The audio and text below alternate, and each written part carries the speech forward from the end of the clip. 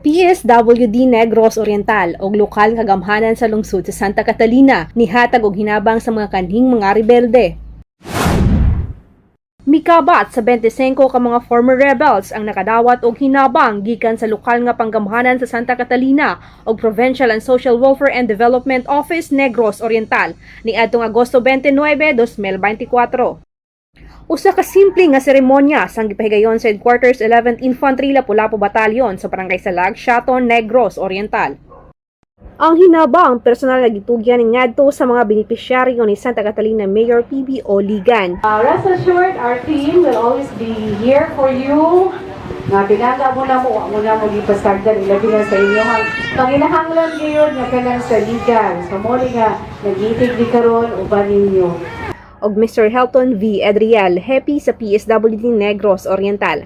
Nalipay bata nga naatay naman ayuda na dawat gikan mismo sa Provincial Government of Negros Oriental. And of course, gikan sa lungsod sa Santa Catalina. Sama sa gingon din nga ni Mayor, ang ato ang lungsod, ang probinsya ug ang rehiyon nagtinabangay gayon. Kung unsay makakaayuhan nga atong mabubo sa atong mga kaigsuonan karong adlaw. Uban sa presensya sa mga battalion staff officer, nagipangaluhan ni Lieutenant Colonel Michael C. Aquino, Commanding Officer sa 11th IB. Police Major Jerry Leones, Chief sa Police sa Santa Catalina MPS. Og representante sa Provincial Legal Officer. So ako istorya karon kay kabahay ni sa atong mga former rebels sa aspect sa legal. So kami sa provincial government nili support sa LGU of Santa Catalina, sa Army at sa Police. Mo ni among nasabutan nga posibleng solusyon sa kaning sa former rebels. Sa iyang mensahe, si Lieutenant Colonel Aquino, 11th IB Commander, may dayag sa kolaborasyon o pagpatunhay ng mga paningkamot sa LGU, PSWDO, Army o PNP alang sa pagpadali sa pagtabang sa mga FR, pinaagi sa tibuok sa gobyerno nga na maagi aron tapuson ang lokal nga armadong panagsangka. Gitawag usab niya ang nabilin nga mga miyembro sa CTG nga ipaubos ang ilang mga armas ug mobalik sa sabakan sa balaod o paningmusla ng mga programa sa gobyerno.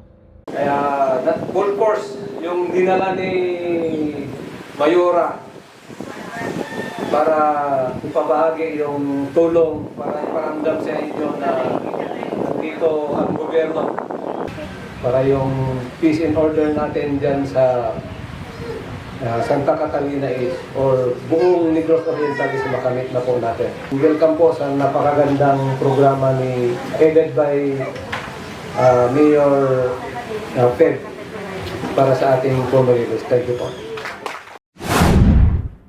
Gikan diri sa Battalion Headquarters Barangay Salag, Shaton, Negros Oriental. Talia Mendoza alang sa kamatuoran ngadto sa Kalinaw.